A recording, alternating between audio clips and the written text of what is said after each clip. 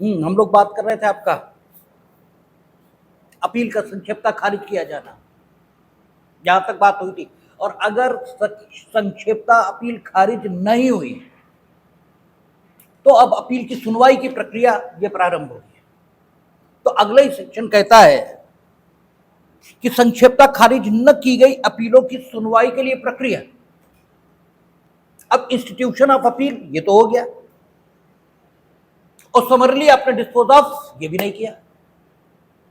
और आपको कहा गया था कि समरली डिस्पोज ऑफ करने के अगेंस्ट है कानून, क्योंकि कानून में यह नहीं होता कि आप जो कुछ कर सकते हैं वो कर ही दीजिए।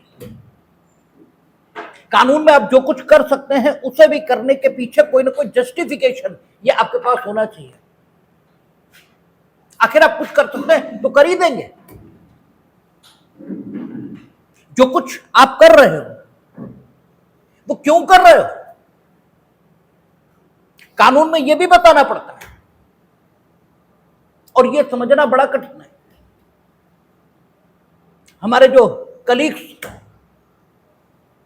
वो जरा सा कुछ हुआ और उन्होंने अपील प्रस्तावित कर दी स्टेट की ओर से, तो आज हमने उन्हें काफी समझाया। हमने कहा भले आदमी, तुम अपील प्रस्तावित कर सकते हो इसलिए तुम अपील प्रस्तावित नहीं करोगे। ये देखो तो कि न्यायालय ने अगर गलत डिसाइड किया है तो अपील प्रस्तावित करिए। जो एविडेंस रखा है उसके मुताबिक निर्णय वही होना चाहिए, और आप अपील प्रस्तावित किए पड़े तो कार्यवाही आपके विरुद्ध होनी चाहिए। क्योंकि जो लोक अभियोजक है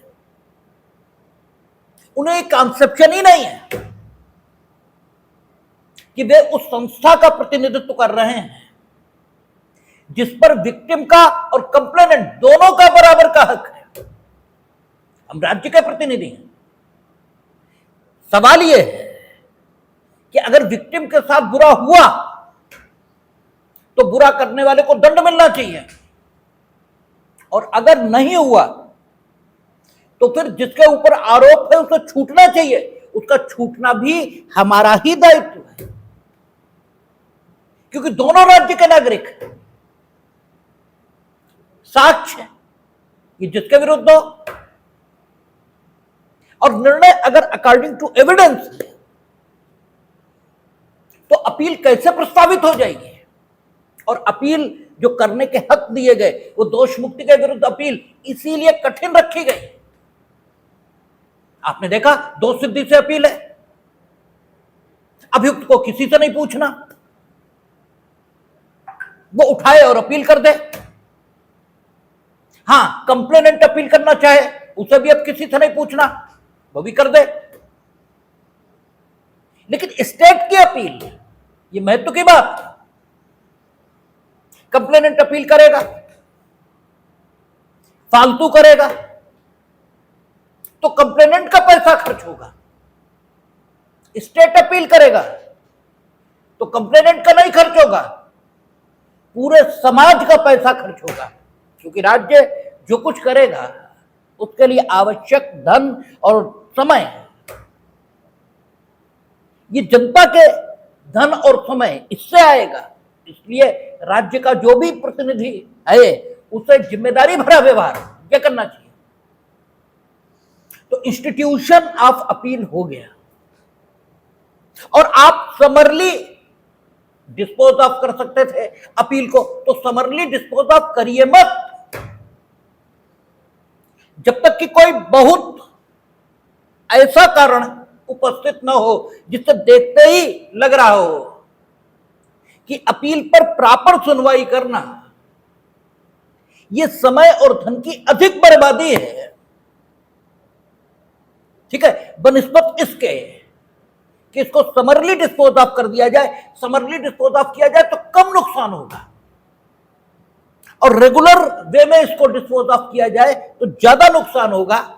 जब ऐसी दशाएं हैं तो फिर आपको अपील को संक्षिप्तता खारिज करने का हक मिला हुआ है, और आप उस हक को इंजॉय और एक्सरसाइज कर सकते हैं। समरली डिस्पोज ऑफ हो सकती है, सिर्फ इसलिए आप समरली डिस्पोज ऑफ कर दें, ये कानून की मंशा न थी, न है और न होनी चाहिए। तो अपील जो समरली डिस्पोज ऑफ नहीं हुई, उसकी रेगुलर सुनवाई की प्रक्रिया अब प्रारंभ होगी। कहता संक्षेपता खारिज न की गई अपीलों की सुनवाई के लिए प्रक्रिया। यदि अपील न्यायालय अपील को संक्षेपता खारिज नहीं करता है तो वह उस समय और स्थान की जब और जहां ऐसी अपील सुनी जाएगी सूचना अपीलार्थी या उसके अधिवक्ता को, ऐसे अधिकारी को जिसे राज्य सरकार इस निमित्त नियुक्त करे। यदि परिवाद पर संस्थित मामले में दोष सिद्धि के निर्णय के विरुद्ध अपील की गई तो परिवादी को, और यदि अपील धारा 100, 418 या धारा 419 के अधीन की गई है तो अभियुक्त को दिलवाएगा। लेकिन दोष मुक्ति के विरुद्ध है या दंडादेश की, ठीक है, वृद्धि के लिए अपील की गई है तो अभियुक्त को भी दिलवाएगा। और ऐसे अधिकारी परिवादी और अभियुक्त को अपील के आधारों की प्रतिलिपि यह भी देगा। यानी अपील न्यायालय जो मेमोरेंडम ऑफ अपील, जो पिटीशन ऑफ अपील फाइल की जाएगी, उसकी कॉपी उपरोक्त लोगों को देगा, क्योंकि अगर कॉपी नहीं देगा तो वे उन आधारों से अपरिचित रह जाएंगे जिन आधारों के आधार पर विचारण न्यायालय के निर्णय को चुनौती दी गई है। तो इसलिए उन आधारों के बारे में जानकारी ये उन्हें होनी चाहिए और अधिकृत जानकारी होनी चाहिए। जानकारी होना और अधिकृत जानकारी होना दो अलग अलग बात है। पिटीशन ऑफ अपील यही अधिकृत जानकारी का स्रोत ये हो सकती है। आप बताएंगे कुछ भी और बाद में कह देंगे हम तो भूल गए थे, और मसला ये जिंदगी और मौत का है। तो इसलिए अधिकृत जानकारी पिटीशन ऑफ अपील इसी से हो सकती है। इसलिए पिटीशन ऑफ अपील ये दिए जाने की जो विधायी निर्देश है वो यहां दिया गया। और फिर कहता है यदि अपील न्यायालय में मामले का अभिलेख पहले से ही उपलब्ध नहीं है तो वह न्यायालय ऐसा अभिलेख मंगवाएगा और पक्षकारों को सुनेगा। ये महत्वपूर्ण बात है, ये छोटी बात नहीं है। अपील न्यायालय मामले के अभिलेख को मंगवाएगा और कानून में जो कुछ लिखा होता है उसे एज सच फॉलो करना होता है। अगर लिखा है मंगवाएगा तो मीनिंग देयर बाय मंगवाएगा और पक्षकारों को सुनेगा। अगर अपील न्यायालय के पास विचारण न्यायालय का अभिलेख पहले से ही मौजूद नहीं है, वो भी नहीं सकता। हम ऐसी स्थिति की कल्पना भी नहीं कर सकते। कम से कम हमने ऐसी स्थिति नहीं देखी है कि विचारण न्यायालय का अभिलेख अपने आप अभिलेख न्यायालय में प्रकट हो गया हो या पहुंच गया हो। भाई कैसे पहुंच जाएगा? तो पहले ही उपलब्ध नहीं है। इन शब्दों के क्या अर्थ हैं हम नहीं निकाल पा रहे हैं, क्योंकि पहले ही उपलब्ध होने की कोई स्थिति हमें दिखाई नहीं देती। हमें तो यही दिखता है कि मंगवाएगा। और क्यों मंगवाएगा? सवाल ये है, देखने के लिए मंगवाएगा। तो अभी जब अगला सेक्शन हम लोग पढ़ेंगे अपील न्यायालय की शक्तियां, तो वहां ये कहेगा, आप एक सेकंड, ठीक है, सबसे पहले आगे कुछ पढ़ेंगे ही नहीं, अगला सेक्शन देखें अपील न्यायालय की शक्तियां। क्या लिखता है? ऐसे अभिलेख के परिशीलन और यदि अपीलार्थी या उसका अधिवक्ता हाजिर है तो उसे, तथा यदि लोक अभियोजक हाजिर है तो उसे, और धारा 418 धारा 419 के अधीन अपील की दशा में यदि अभियुक्त हाजिर है तो उसे सुनने के पश्चात, बस यही तक पढ़ेंगे अभी।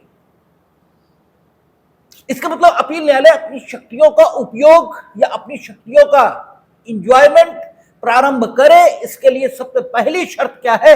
अभिलेख के परिशीलन के पश्चात। अभिलेख का परिशीलन किए बिना अपील न्यायालय अपनी किसी भी शक्ति का उपयोग कर ही नहीं सकता। और कानून में जो लिखा होता है वो बिल्कुल लागू होता है। ये बातें छोटी नहीं होती हैं। और आप जिन्हें बड़ा अधिवक्ता मानते हैं वो कोई जादू नहीं करते, वो इन्हीं शब्दों पर बहस करते हैं। और हिंदुस्तान का जो सिस्टम है, इस सिस्टम में आदमी को सजा होना तो बहुत ही मुश्किल है। क्योंकि हो क्या रहा है, अब तो तब भी व्यवस्थाएं बदली हैं। 70-80 के दशक में, और वो भी 90 तक, 90-95 तक, जो दांडिक न्याय प्रशासन है, इसकी ऐसी दुर्दशा रही है जिसका कोई हिसाब नहीं। और हम तो ये जानते हैं कि परिवर्तन हर क्षेत्र में एक साथ आता है। उस समय क्या हो रहा था कि जो लोक अभियोजक होते थे,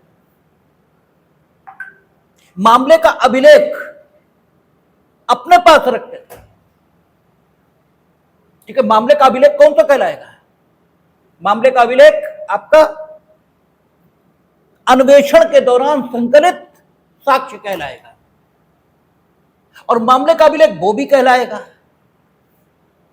जो न्यायालय में साक्ष्य का अंकन हुआ, वो भी कहलाएगा। लेकिन साक्ष्य का अंकन जो न्यायालय में हुआ, उसकी शुद्धता और सत्यता, इसका आकलन अन्वेषण के दौरान अन्वेषण अधिकारी ने अंतर्गत धारा 161 सीआरपीसी और एफआईआर में जो कथन किए गए थे, ठीक है, उनके आधार पर साक्षियों के जो कथन साक्ष्य के दौरान रहे होंगे, उनकी सत्यता और असत्यता, उसका परीक्षण तो उन्हीं कथनों के आधार पर होगा। अब अगर अन्वेषण के दौरान जो अभिलेख तैयार हुआ था वो खो गया और अपील न्यायालय के समक्ष चुनौती मिल रही है कि अमुक सेंटेंस साक्षी ने पहली बार विचारण न्यायालय के समक्ष कहा था। भाई, विचारण न्यायालय के समक्ष क्या रखा होगा? ज्यादा से ज्यादा वो साक्ष्य जो विचारण न्यायालय में, अपील न्यायालय के समक्ष क्या रखा होगा? ज्यादा से ज्यादा वो साक्ष्य जो विचारण न्यायालय में अंकित हुआ, वही तो होगा। और वहां चुनौती मिल रही अपील न्यायालय के समक्ष कि ये जो लाइन लिखी है साक्ष्य में, ये एफआईआर में भी नहीं थी, ये 161 के अंतर्गत अभिलिखित किए गए कथनों में भी नहीं थी, ये पहली बार साक्षी ने न्यायालय में कही है। और इसलिए ये झूठ है, क्योंकि सत्यता असत्यता का परीक्षण तो उन्हीं कथनों के आधार पर होना है। अब अन्वेषण के दौरान उस साक्षी के जो कथन अभिलिखित किए गए थे वो अपील न्यायालय के समक्ष होने तो चाहिए, तभी तो इस बात की जांच हो पाएगी कि जो कुछ कहा जा रहा है वो किस हद तक सच है। और 90 और 95 के दशक तक होता क्या रहा? जो अन्वेषण में संकलित केस डायरी और अन्य कागजात होते थे वो लोक अभियोजक अपने घरों पर रख लेते थे। अभी भी यहां ऐसे बहुत से मामले हैं जिनमें सीडी है ही नहीं, है ही नहीं। अब आप ज्यादा एफआईआर कराएंगे उन लोक अभियोजक, वो लोक अभियोजक मर गए, अब क्या कर लेंगे आप? उन मुकदमों का छूटना 100%, 101% तय है। वो 101% छूट जाएंगे, उन्हें कोई सजा नहीं कर सकता। और उसमें गलती किसकी है? गलती लोक अभियोजक की है या सिस्टम की है? और उस पीड़ित को कुछ नहीं मिलेगा, कुछ नहीं मिलेगा। ये आपराधिक न्याय प्रशासन की दुर्दशा ठीक है, ये हिंदुस्तान में हुई है, बिल्कुल कतई। हमने कहा ना, कानून कितना भी अच्छा बनाइए, उसकी इंप्लीमेंटेशन अगर ठीक से नहीं हो रही है तो कानूनों से क्या हो रहा है? कानूनों कोई कमी है? अपीलेट कोर्ट उसके लिए अपनी शक्तियों के उपयोग करने से पहले ये जरूरी है कि वो अभिलेख का परिशीलन करे। अब अभिलेख तो है ही नहीं। जब अभिलेख है ही नहीं तो कम से कम अभिलेख के न होने में अभियुक्त की तो कोई गलती है नहीं, और अभियुक्त तो चुनौती दे ही रहा कि ये जो कुछ लिखा है सब गलत है।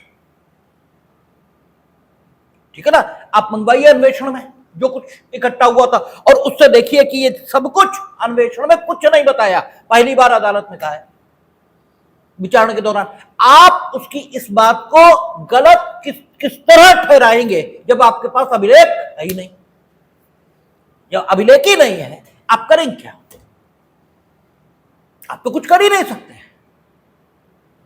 और ऐसी दशाओं में सिर्फ एक जजमेंट पास होगा, क्योंकि अगर स्थिति ऐसी है कि अभियुक्त के दोष को हम प्रमाणित नहीं कर सकते तो अभियुक्त छूटेगा। नियम यही है भाई, उसकी निर्दोषिता तो हम मानकर चल रहे हैं कि वो निर्दोष है। ये तो मेरी जिम्मेदारी है कि हम साबित करें कि वो दोषी है, और अभिलेख गायब है। रोज आती हैं, यहां भी चिट्ठियां रोज आती हैं हाईकोर्ट से, फला मामले में सीडी नहीं है, भेजिए, फला मामले में सीडी। अब कई बार मिलती भी है, कई बार नहीं मिलती। नहीं मिलती तो एक चिट्ठी जाती है कि मिलते ही भेज दी जाएगी, और हमें भी मालूम है, उन्हें भी मालूम है कि कभी नहीं मिलेगी। और बस जितने समय विचारण के दौरान जेल में रहे उतने में ही 302 निपट गई। ठीक है, इसीलिए कई बार यहां विचार न्यायालय के न्यायाधीश कहा करते हैं कि इस समय जितना जेल में रह लेंगे बस इतना ही रहेंगे, इसके बाद तो रहना ही नहीं है। ठीक है, क्योंकि इसके बाद या तो साक्षी पक्षद्रोही हो जाएंगे, कुछ होगा ही नहीं, समझौते हो जाएंगे, और अगर मामला अंतिम स्तर तक पहुंच भी गया तो पहले अभिलेख नहीं मिलता था तो छूट जाता था, और अब अभिलेख मिल जाता है तो नंबर ही नहीं आता। उनके पूरे जीवन काल में अपील ऐसे चलती रहती और पूरा जीवन बाहर ही बीत जाता है। तो कुल मिलाकर कहने भर को आजीवन कारावास प्रोवाइड है, कहने भर को आजीवन कारावास हो गया। इनफैक्ट साल 2 साल बस इतने का ही कारावास होता है। ये स्थिति है आपराधिक न्याय प्रशासन की, और इसमें कानून दोषी नहीं है। इसमें कानून कहां पर दोषी है? इसमें व्यवस्था दोषी है, तंत्र दोषी है, और हम लोगों को कानून पढ़ना है। तो हम आपको जो बता रहे हैं वो ये कि हमारी जो भूमिका है वो इस समय कानून के विद्यार्थी के, तो हमें ये सीखना चाहिए कि कानून में जो लिखा है वो एकदम लागू है। और छोटी बात उसने नहीं लिखी है, उसने क्या लिखा, यदि न्यायालय में मामले का अभिलेख पहले से ही उपलब्ध नहीं है तो वह न्यायालय ऐसा अभिलेख मंगाएगा और पक्षकारों को सुनेगा, because both these condition must be satisfied before the exercise of those power which are vested in appellate court। Appeal न्यायालय अपनी शक्तियों का प्रयोग करे, उससे पहले ये दोनों बातें, ये दोनों शर्तें सेटिस्फाई होनी चाहिए। ये यहां भी लिखा है और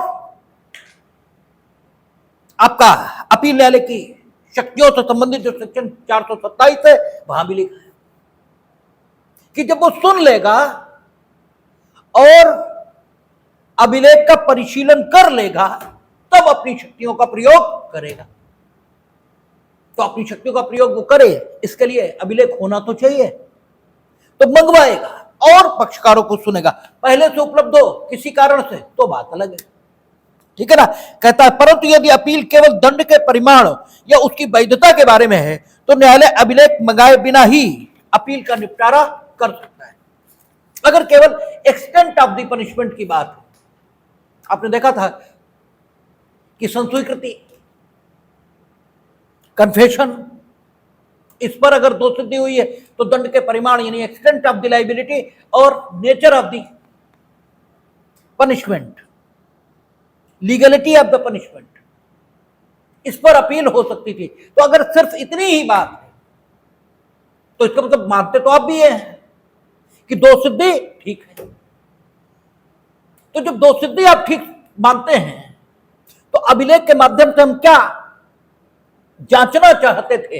अभिलेख के माध्यम से हम जांचना तो यही चाहते थे कि whatever the judgement has been delivered by the trial court, उसके लिए सफिशिएंट रीजन, सफिशिएंट ग्राउंड ये अभिलेख में मौजूद है या नहीं। रिकॉर्ड मंगाकर हम इसी तथ्य की जांच ये तो करना चाहते थे। तो रिकॉर्ड बिना मंगाए अगर जो विचारण न्यायालय है उसके निर्णय की शुद्धता ये प्रमाणित, तो फिर रिकॉर्ड मंगाने की कोई आवश्यकता है भी नहीं। बात केवल दंड के परिमाण या उसकी वैधता की है तो वो बिना रिकॉर्ड मंगाए भी डिसाइड हो सकता है। लेकिन जहां आप विचारण न्यायालय के दोषसिद्धि या दोष मुक्ति के तथ्य को ही चुनौती दे रहे हो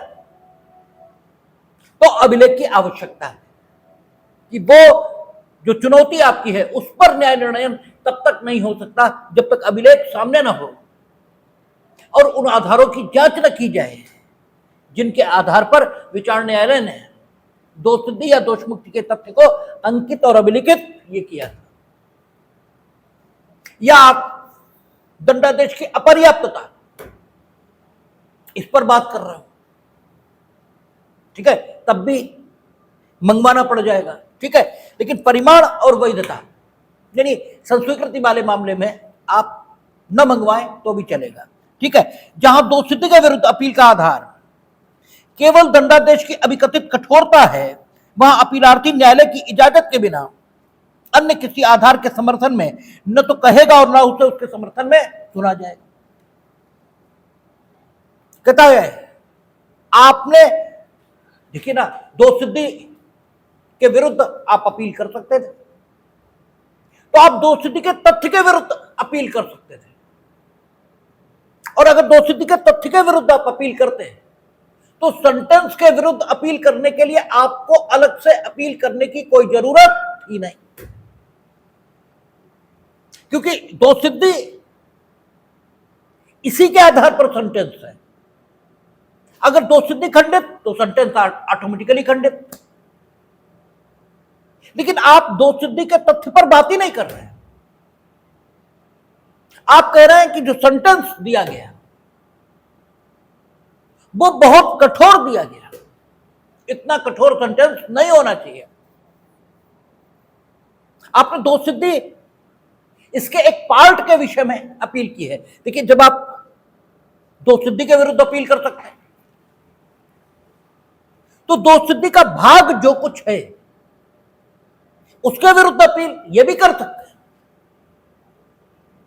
अगर आप घर में घुस सकते हैं तो घर के कमरे में भी घुस सकते हैं।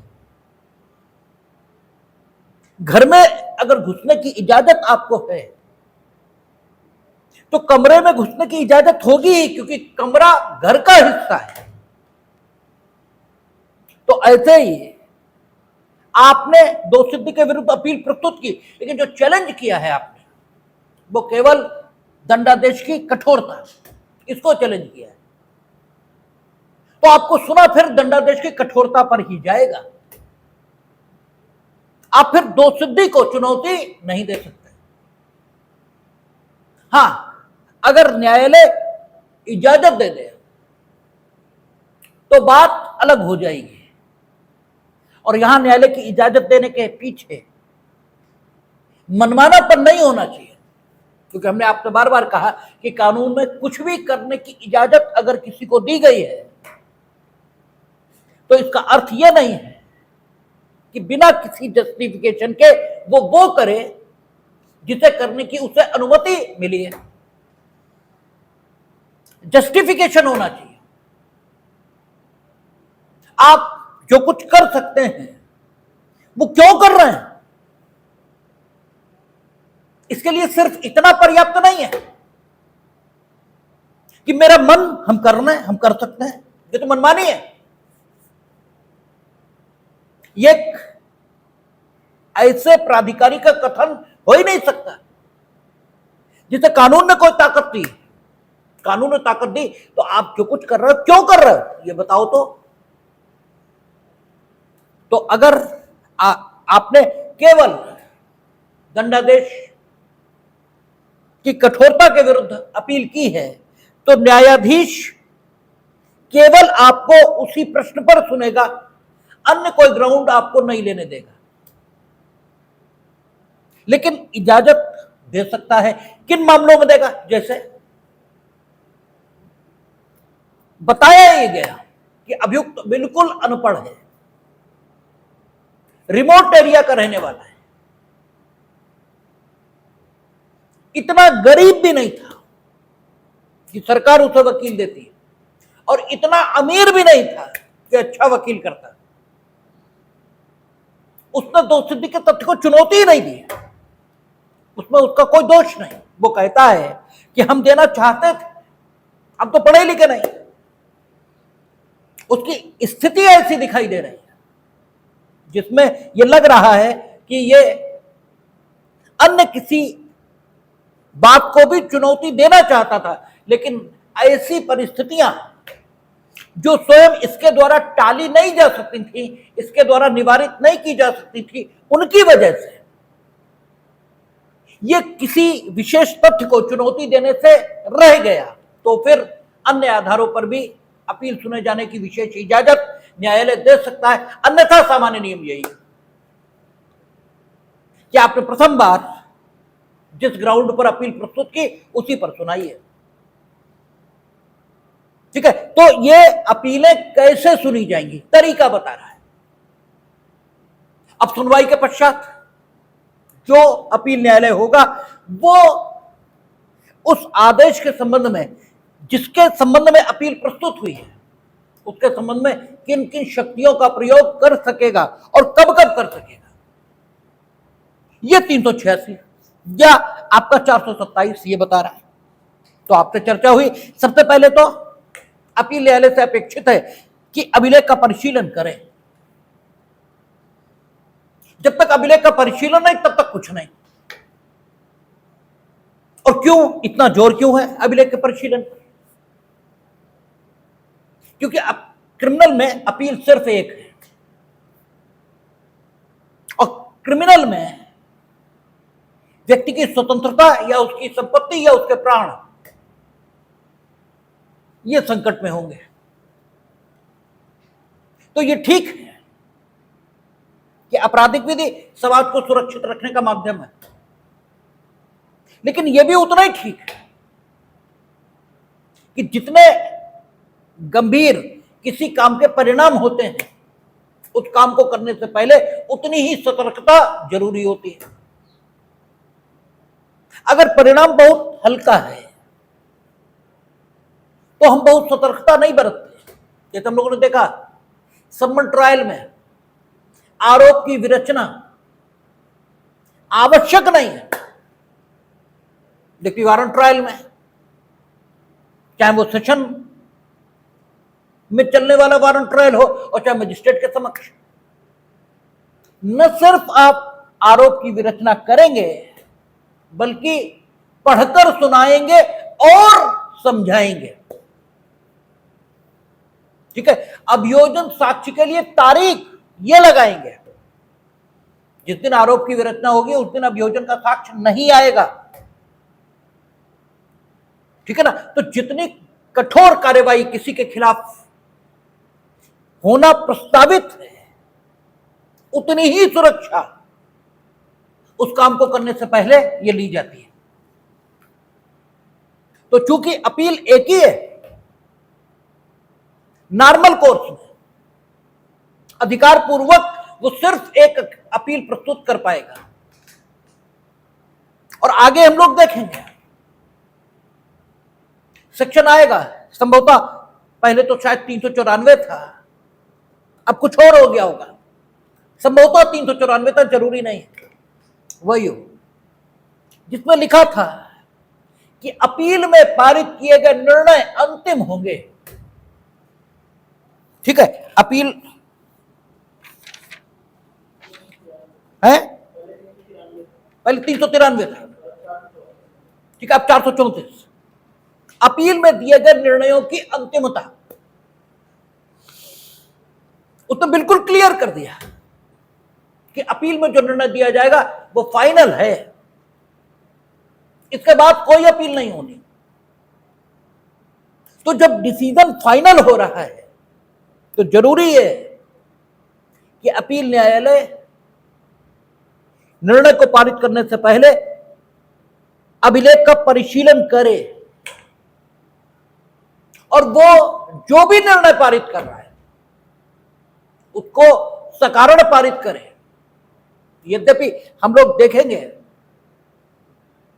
कि जो लोअर अपीलेट कोर्ट है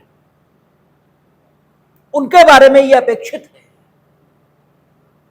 कि वो जब निर्णय लिखेंगे तो उन्हें कारणों का उल्लेख करना होगा कि वे जो निर्णय दे रहे हैं वो निर्णय क्यों दे रहे हैं। यह अपेक्षा उच्च न्यायालय से नहीं की गई है, या तो ठीक है अभी आएगा तब देख लेंगे, ठीक है, कि आप अपनी जो ताकत है उसको कैसे उपयोग करेंगे। तो लोअर अपीलेट कोर्ट जो है उनसे यह अपेक्षा की गई है कि वे अपने कारणों का उल्लेख करेंगे कि वो जो निर्णय ले रहे हैं वो क्यों ले रहे हैं। लेकिन उच्चतम न्यायालय के जो निर्णय आए हैं उसमें उन्होंने यह अपेक्षा व्यक्त की है कि यद्यपि सीआरपीसी या बीएनएसएस में यह नहीं लिखा है कि उच्च न्यायालय को अपील में पारित निर्णय सकारण पारित करना चाहिए, लेकिन न्याय की अपेक्षा यही है कि आप जो निर्णय पारित करें वो सकारण पारित करें। क्यों पारित कर रहे हैं आप वो ये आप बताएं, ठीक है। अपील न्यायालय की शक्तियां देखेंगे अभी, और अपील न्यायालय की शक्तियों पर बात करते हुए सुप्रीम कोर्ट ने कहा है कि जो भी अपील न्यायालय होगा उसे विचारण न्यायालय की सभी शक्तियां प्राप्त रहेंगी, सारी। और जो विचारण न्यायालय की सभी शक्तियां प्राप्त रहेंगी इसका मतलब ये हुआ कि अगर विचारण न्यायालय साक्ष्य का मूल्यांकन कर सकता था तो ये भी साक्ष्य का मूल्यांकन कर सकते हैं। और साक्ष्य का मूल्यांकन करने से अगर इन्हें लगता है कि वो निर्णय जो पारित किया गया ये नहीं होना चाहिए, कोई और निर्णय होना चाहिए, तो ये अपना निर्णय भी प्रतिस्थापित कर सकते हैं। जब हम लोग रिवीजन देखेंगे तो देखेंगे रिवीजनल कोर्ट को ये ताकत नहीं होती, रिवीजनल कोर्ट ऐसा नहीं कर सकता। क्या अंतर आएगा वो जब वहां पहुंचेंगे तब देख लेंगे। यहां पर हमारा आपसे जो कहने का अर्थ है वो सिर्फ इतना कि चूंकि अपील एक है, इसके बाद कुछ नहीं होना, या अगर होगा तो सुप्रीम कोर्ट और अन्य न्यायालयों की कृपा से होगा। इसलिए यहां पर अपेक्षा की गई है कि आप न सिर्फ अभिलेख मंगवाएं बल्कि उसका परिशीलन भी करें। और परिशीलन जब आप करेंगे तो कोई भी काम निरर्थक तो किया नहीं जाता। परिशीलन करने के लिए परिशीलन तो नहीं किया जाएगा। क्या आपसे कहें हम किताब पढ़ो, जैसे आप लोग बताते ना कि पढ़े रात भर, बोले क्या पढ़े, बोले याद तो कुछ नहीं, तो इससे तो अच्छा सोते, ज्यादा बेहतर। जब कोई रिजल्ट ही नहीं है किसी काम का तो फिर फायदा क्या है। तो परिशीलन के लिए परिशीलन ये तो नहीं हो सकता। तो परिशीलन का अर्थ ये है कि साक्ष्य का परिशीलन करने के बाद उन्हें जो लगता है वो निष्कर्ष अभिलिखित करने की उन्हें ताकत होगी, और परिशीलन की अपेक्षा इसीलिए की गई है क्योंकि अपील एक है। तो कहता है ऐसे अभिलेख के परिशीलन, और यदि अपीलार्थी या उसका अधिवक्ता हाजिर है तो उसे, तथा यदि लोक अभियोजक हाजिर है तो उसे, और धारा 418 या धारा 419 के अधीन अपील की दशा में यदि अभियुक्त हाजिर है तो उसे सुनने के पश्चात अपील न्यायालय उस दशा में जिसमें उसका यह विचार है कि हस्तक्षेप करने का पर्याप्त आधार नहीं है, अपील को खारिज कर सकता है। यानी एक बात तो तय हो गई, अपील चाहे जो सी हो। कौन कौन सी अपीलें हो सकती? दोषसिद्धि के विरुद्ध, दोष मुक्ति के विरुद्ध, दंडादेश की अपर्याप्तता के कारण, या ऐसी अपीलें जो धारा 86 के अंतर्गत फाइल की गई हैं। ठीक है, जो 340 वाला चैप्टर था उसमें फाइल की गई हैं। यानी इस सीआरपीसी में, इस बीएनएसएस में जहां जहां अपील प्रस्तुत करने के हक दिए गए और जिन जिन आदेशों के विरुद्ध अपील प्रस्तुत करने के हक दिए गए, उन आदेशों के विरुद्ध अपीलें हो सकती हैं। तो अपील न्यायालय अपील को रिजेक्ट कर सकता है, चाहे किसी मामले की अपील हो। लेकिन ऐसा करने से पूर्व उसे जो करना होगा, अभिलेख का परिशीलन, इसे किए बिना अपील रिजेक्ट नहीं करोगे। न सिर्फ अभिलेख का परिशीलन करो, क्यों? क्योंकि अपील एक ही है उसके पास, आप ऐसे रिजेक्ट करके नहीं बैठ जाओगे। अभिलेख का परिशीलन करिए, और इसीलिए अभिलेख मंगवाने की अपेक्षा हुई थी। ठीक है, अभिलेख का परिशीलन करिए। अगर दोषसिद्धि से अपील है, ठीक है, तो अपील रिजेक्ट नहीं कर पाओगे, अपील को अलाउ करना पड़ेगा। ठीक है ना? इस अपील को निरस्त कर सकता है, लिखा ही इसीलिए गया है। ठीक है, आप निरस्त कर सकते थे दोषसिद्धि के विरुद्ध अपील, कब? अभिलेख के परिशीलन के पश्चात। अभिलेख तो ही नहीं, तो दोषसिद्धि के विरुद्ध अपील निरस्त तो कर नहीं सकते आप भाई। निरस्त करने का तो विकल्प ही चला गया। अपील चाहे कोई सी हो, आप खारिज कर सकते हैं, लेकिन उसके लिए जरूरी क्या है? हम इसीलिए कह रहे थे अपील की शक्तियां बहुत कठिन है, अपील न्यायालय की शक्तियां हैं, इसको एक एक बात को समझना पड़ेगा, इसीलिए हम कह रहे हैं।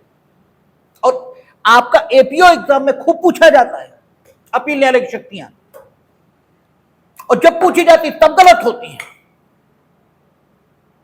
और मजा यह होता है कि आपको हमेशा लगता है कि हमने बिल्कुल सही लिखा है, और 100% गलत होता है। उससे दोष मुक्ति, ठीक है, इसके विरुद्ध अपील आई है, आपने निरस्त कर दी थी, लेकिन दोषसिद्धि से अपील है, आप निरस्त कैसे कर देंगे? क्योंकि निरस्त करने के लिए जरूरी था कि आप क्या करते? अभिलेख का परिशीलन करते और उन लोगों को सुनते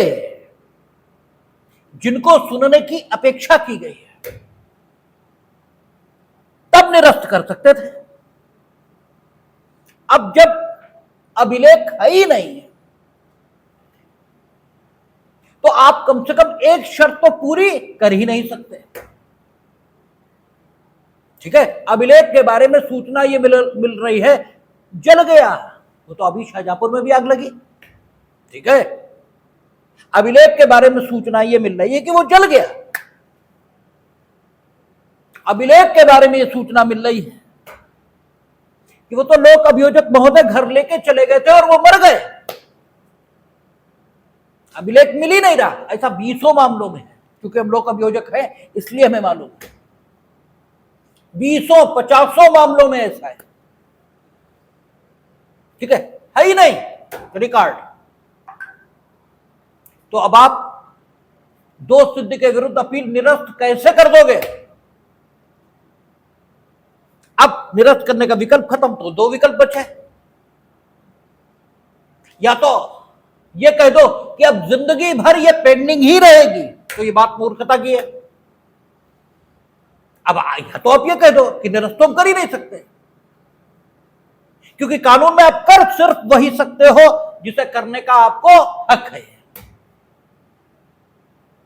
अब वो तो कर नहीं सकते, तो अब दूसरा विकल्प आप ये कहो कि ये दुनिया जब तक कायम है तब तक ये पेंडिंग रहेगी, तो साहब ये भी मूर्खता का विकल्प है। ठीक है, तो आपके पास विकल्प क्या बचा? अलाउ करना, दोष सिद्धि के विरुद्ध अपील अलाउ करना, यही विकल्प बचा, और कुछ बचा ही नहीं। क्योंकि अलाउ करने के पीछे ये शर्त नहीं लगी है। ये तो लिखा है कि अभिलेख के परिशीलन के पश्चात अपील को खारिज कर सकता है, लेकिन ये नहीं लिखा है कि अपील को स्वीकार करने से पहले भी उसे अभिलेख का परिशीलन करना होगा। ये नहीं लिखा है। ठीक है, इसका मतलब यह निकला कि अपील को स्वीकार करने के लिए अभिलेख के परिशीलन की शर्त नहीं है, लेकिन अपील को निरस्त करने से पहले अभिलेख के परिशीलन की शर्त है। तो आप अभिलेख का परिशीलन किए बिना दोष सिद्धि से अपील को निरस्त नहीं कर पाएंगे,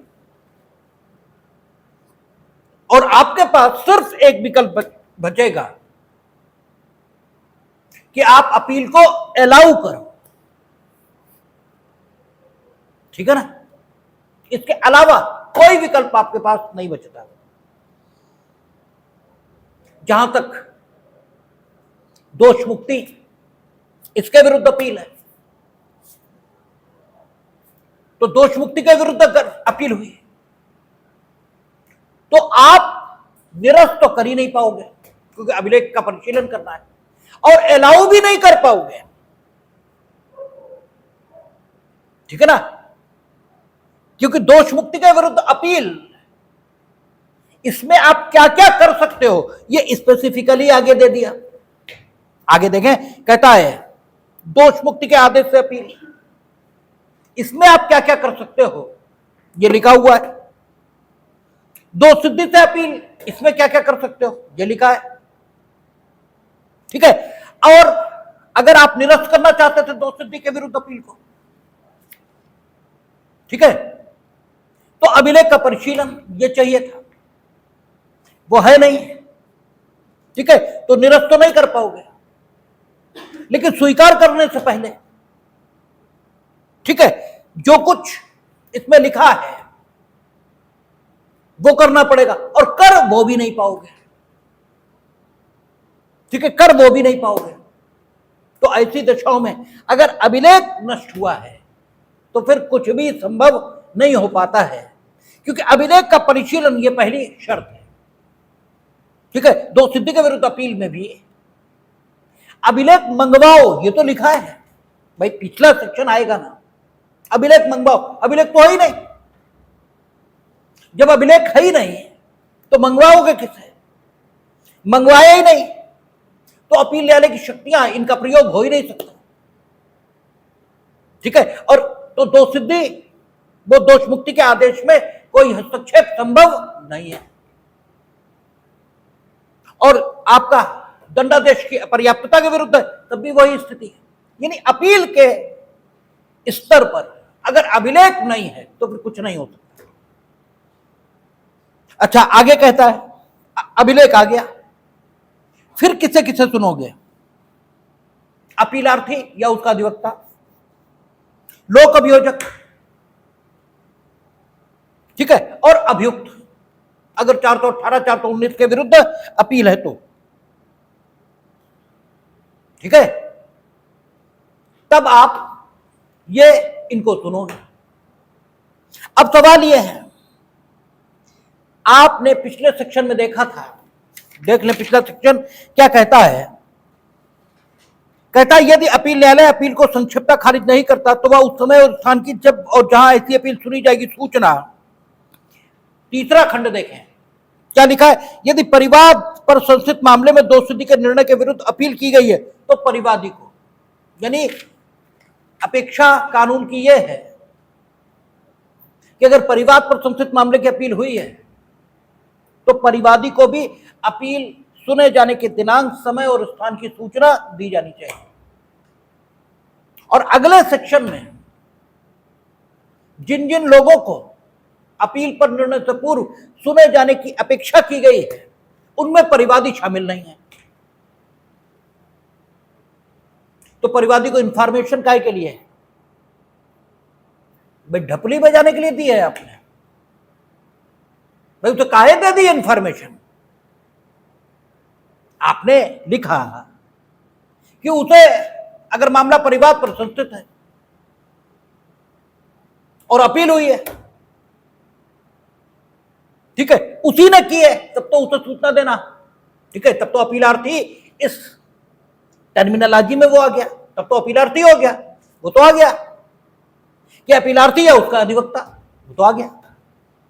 उसने अपील नहीं की है, स्टेट ने कर दी, क्योंकि स्टेट के बारे में क्या लिखा था, किसी भी मामले में स्टेट तो किसी भी मामले में अपील कर सकती है। अब स्टेट की अपील है तो अपीलार्थी कौन? स्टेट है। अभियुक्त को सुनेंगे ही आप, क्योंकि कह दिया 418 है, 419 के विरुद्ध अपील है, तो आप अभियुक्त को सुनेंगे ही सुनेंगे। लोक अभियोजक, अगर अपीलार्थी कोई और है तो लोक अभियोजक सुना ही जाएगा, यानी परिवादी ने भी अपील की है तो भी लोक अभियोजक सुना जाएगा, ठीक है। लेकिन अगर अपील स्टेट की है तो परिवादी को सुना जाएगा, यह नहीं लिखा है, ठीक है। और यह संकल्पना में कमी है, ये पहले भी थी आज भी है, पहले भी यही शब्द थे और हम तो बड़ी उम्मीद से बैठे थे कि अब शायद मामला कुछ सुधरा होगा, लेकिन वह मामला फिर वही ढाक के 3 पात है, ठीक है। यह सरकारी कामों का उदाहरण है कि वहां काम कोई करता होता था वैसे ही है, अगर रिवाइज हुई है तब तो ये गलती पकड़ में आ जानी चाहिए थी, इसका मतलब रिवाइज नहीं हुई, ठीक है। ऐसे ही दे दी गई, छाप दो, वो छाप दी गई, ठीक है। आप परिवादी को क्यों दे रहे थे सूचना? इसीलिए दे रहे होंगे कि उसे सुना जाए, और यहां स्पेसिफिकली लिखा नहीं। लेकिन वही न्यायालय काहे के लिए बना? न्याय करने के लिए। दुनिया में हर संस्था और हर व्यक्ति एक निश्चित उद्देश्य को पूरा करने के लिए या तो जन्मा है या उसे जन्म दिया गया है। तो न्यायालय का जन्म न्याय करने के लिए हुआ है, और न्याय बिना सारे पक्षों को सुने ये नहीं हो सकता। तो इसलिए माना यह गया है कि भले ही 427 या 386 में यह नहीं लिखा है कि परिवादी को सुना जाएगा, फिर भी मानना यह चाहिए कि अपील न्यायालय इसे परिवादी को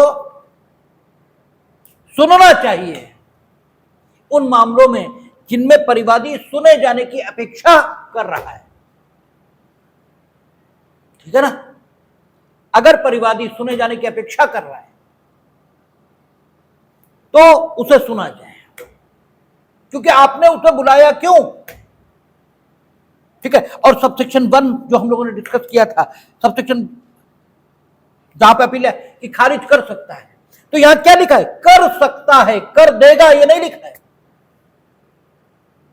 यानी अगर उसे लग रहा है कि मामला दोषसिद्धि के विरुद्ध अपील का है, रिकॉर्ड है ही नहीं, ठीक है। जब रिकॉर्ड है ही नहीं तो अंततः तो हमें छोड़ना ही पड़ेगा, तो आगे काहे सुने, यहीं पर निरस्त कर सकता है। और उसे लग रहा है कि रिकॉर्ड नहीं है, लेकिन ढूंढने से नीचे मिल जाएगा, ठीक है, ढूंढने से नीचे मिल जाएगा, तो नहीं करेगा निरस्त, आगे बढ़ेगा।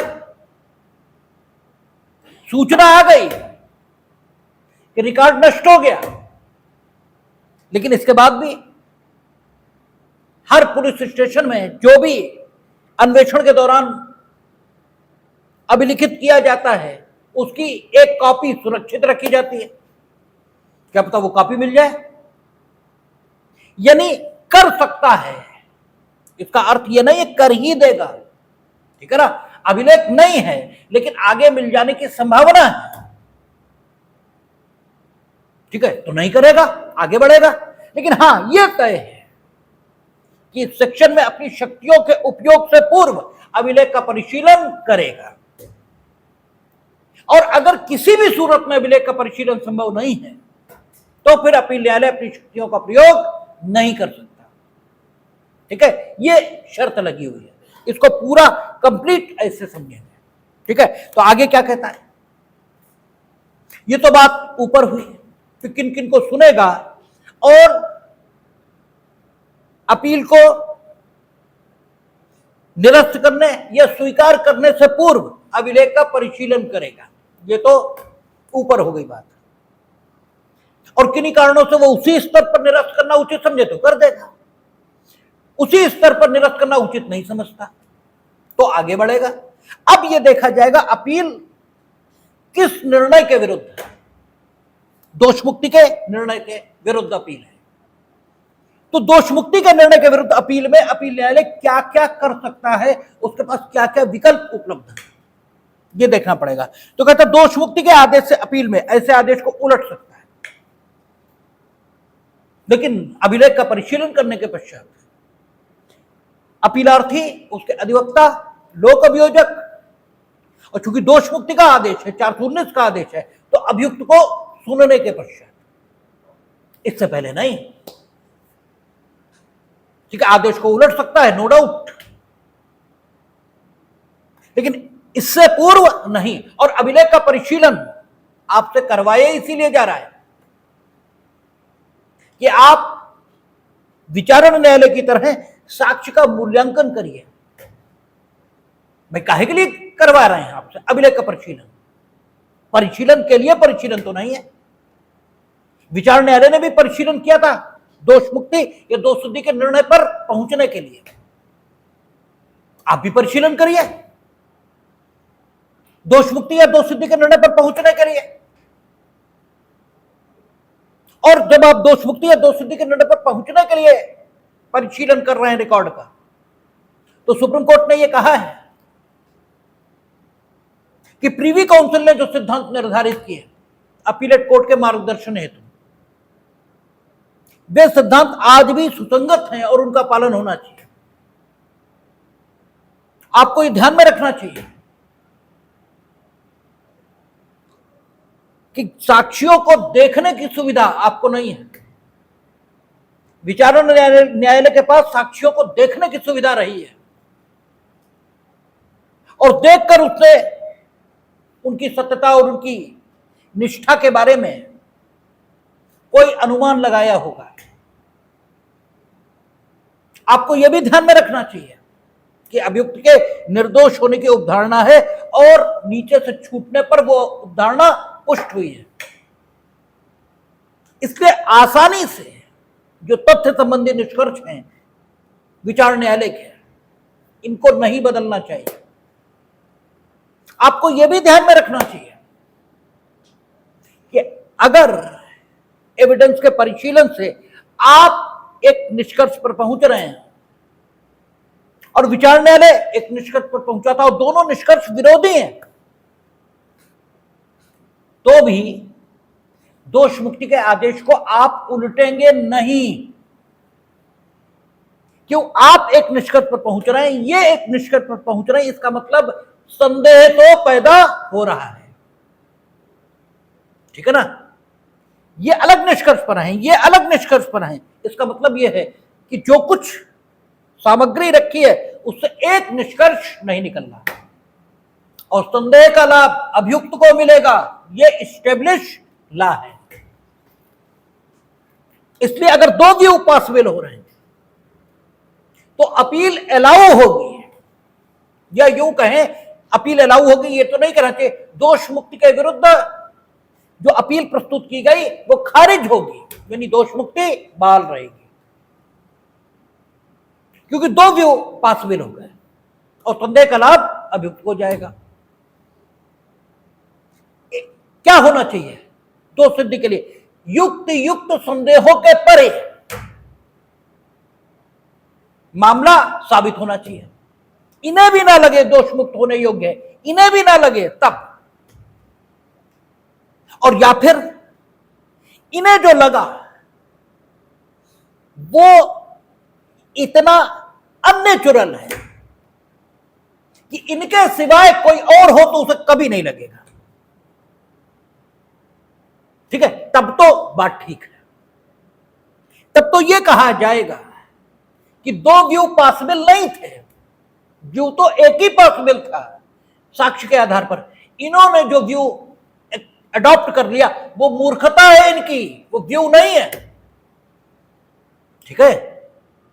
आपने अनावश्यक साक्ष्यों की विश्वसनीयता उस पर संदेह किया और आपने दोष मुक्ति का आदेश अभिलिखित कर दिया। कोई नहीं उन साक्ष्यों को अविश्वसनीय मानेगा जिन्हें आपने मान लिया। तो फिर दो व्यू कहां पॉसिबल है? तब तो व्यू एक ही पॉसिबल है, और आपने जो व्यू अडॉप्ट किया वो तो व्यू हो ही नहीं सकता, तब बात अलग है। अन्यथा दोष मुक्ति के आदेश को यूं ही नहीं उल्टा जाएगा। अगर दो व्यू रीजनेबली पॉसिबल हो रहे हैं तो भी अभियुक्त छूटेगा, तो दोष मुक्ति के आदेश को उलट सकता है और निर्देश दे सकता है कि अतिरिक्त जांच की जाए, ठीक है, अथवा अभियुक्त यथास्थिति पुनः विचारित किया जाए, यह विचारार्थ सुपुर्द किया जाए, अथवा उसे दोषी ठहरा सकता है और उसे विधि के अनुसार दंडादेश दे सकता है। वो यह भी कर सकता है कि दोष मुक्ति के आदेश को उलट दे, एक बात हो गई। दूसरा, दोष मुक्ति के आदेश को उलट दे और अतिरिक्त जांच का आदेश दे। अतिरिक्त जांच यानी वो ऐसे कर सकता है कि मानो अभी पुलिस रिपोर्ट पर संज्ञान लिया गया है और मामला सेशन को, अगर trial by court of session है तो सेशन को कमिट हुआ है, या मजिस्ट्रेट ट्रायल बाय है तो वहां से शुरू हो रहा है मामला। ऐसे अतिरिक्त जांच की जाए। अतिरिक्त जांच में वे सब जांचें शामिल हैं जो पीछे की जा सकती हैं, और उसमें आपको बताया था कि जब कमिट होकर जाएगा तो सत्र न्यायालय 319 की ताकत उपयोग कर सकता है, क्योंकि विचारण और जांच दोनों में, ठीक है, उस ताकत का उपयोग हो सकता है। विचारण न्यायालय को लग रहा है, वो सॉरी अपीलेट कोर्ट को लग रहा है कि एक चार्ज बनना चाहिए था, मटेरियल अवेलेबल था, आपने आरोप की विरचना की नहीं, आरोप की विरचना का निर्देश दे सकता है, ठीक है, अतिरिक्त जांच के आधार पर, और उसके बाद आगे विचारणा प्रारंभ हो, ठीक है, इसका निर्देश दे सकता है। पूरा रीट्रायल, दोबारा विचारणा, यह भी आदेश दे सकता है, दोबारा से पूरा विचारण हो, पार्टली हो यानी जहां से गलती हुई वहां से हो, यह भी दे सकता है, और पूरा रीट्रायल हो, यह भी दे सकता है। पूरा रीट्रायल यह आदेश इसलिए नहीं दिया जाएगा कि अभियुक्त दोष मुक्त हो गया, यह आदेश केवल तब दिया जाएगा जबकि ऐसा लगता हो कि रियल ट्रायल हुआ ही नहीं। रियल ट्रायल नहीं हुआ मीनिंग देयर बाय, जिस कोर्ट ने विचारण किया उसे तो विचारण का हक ही नहीं था, गलती से मामला कमिट नहीं किया गया जबकि कमिट होना चाहिए था, ठीक है ना। रियल ट्रायल तो हुआ ही नहीं। जो प्रोसीडिंग का नेचर था, पास्को का मामला था, किशोर न्यायालय ये पास्को कोर्ट को, ठीक है, उसे विचारित करना चाहिए था, एससी एसटी कोर्ट को विचारित करना चाहिए था। वो जाने कौन विचारित किए बैठा है।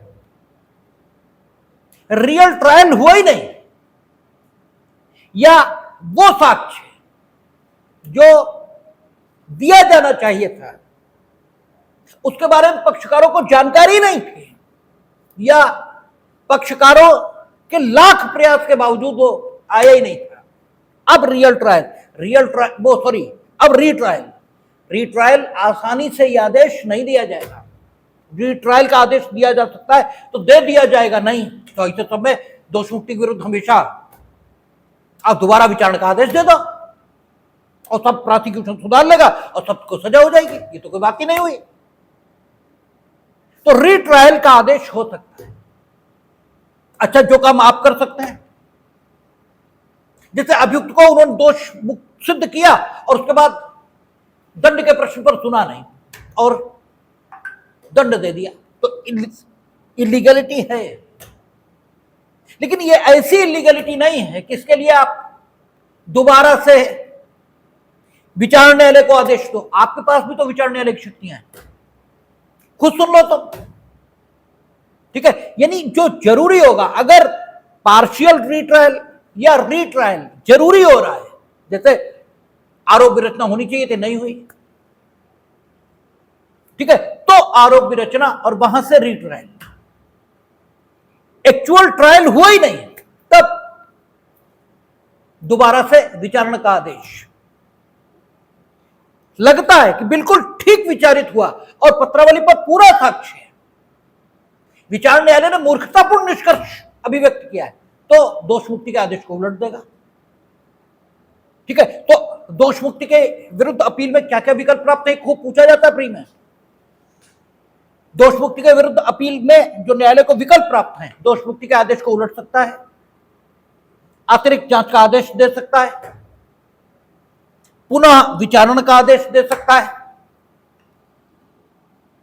ठीक है, पुनः विचारित किया जाए, विचारार्थ सुपुर्द किया जाए, और या फिर उसे दोषी ठहरा सकता है और उसे विधि के अनुसार दंडादेश दे सकता है, ठीक है, उसे दोषी ठहरा सकता है और विधि के अनुसार ऊपर दोष मुक्ति के आदेश को जो उलट रहा है वो जांच के प्रयोजनों से उलट रहा है, विचारण के प्रयोजनों से उलट रहा है, ठीक है। दो बातें उसने कही, नीचे कहा, ठीक है, हालांकि मिल गया, हमारे बोलने में भी मिल गया, लेकिन आप अब इसे अलग अलग कर लेंगे। ऊपर क्या कहा उसने, दोष मुक्ति के विरुद्ध आदेश को उलट सकता है, लेकिन दोष सिद्ध नहीं किया उसने। दोष मुक्ति के आदेश को उल्टा किन प्रयोजनों से, रीट्रायल के प्रयोजनों से या अतिरिक्त जांच किए जाने के प्रयोजनों से, ठीक है ना।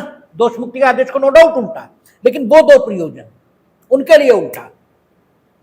और फिर आगे उसने कहा कि दोषी ठहरा सकता है और विधि के अनुसार दंडादेश दे सकता है। ये दोष सिद्धि के विरुद्ध अपील में वो कर सकता है, दोष मुक्ति के विरुद्ध, दोष सिद्धि बोल गए। और अब दोष सिद्धि के विरुद्ध अपील में उसकी क्या ताकतें होंगी, इस पर कल बात करेंगे, देखेंगे।